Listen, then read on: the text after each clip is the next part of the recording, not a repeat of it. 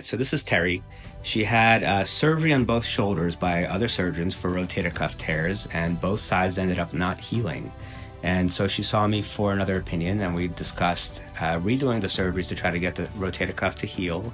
We also discussed PRP injections, and so Terri ended up getting PRP injections to both shoulders. And why don't you tell us your story here? It was a great experience. I was very scared to get this procedure done because everything else failed, but I didn't want to get surgery again. So I just say what I had to lose. So I invested in it, got the procedure done, and I just am so excited about the progress I got, the therapy that I received, and the pain. It didn't take a long time for it to go away, but I feel like I am like a 80% into this, and I don't even feel like I have any tears in either of my arms. And I've been dealing with it for like 3-4 years, and I was at this point fed up, but I made the right decision. It was a great decision, and I feel really good about my progress.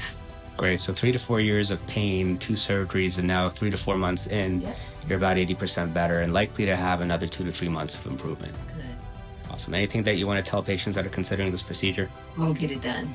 If I was you, I would get it done. Who wants to get surgery again? It's a lot, especially as you get older. You get a little fearful about these things, but for me to be able to get this procedure done at my age and feel really good about it, I'm able to play with the grandkids again, and hope is still alive. So this is a great decision to make. Great. Thanks so much, Terri. You're welcome, doctor. Thank you.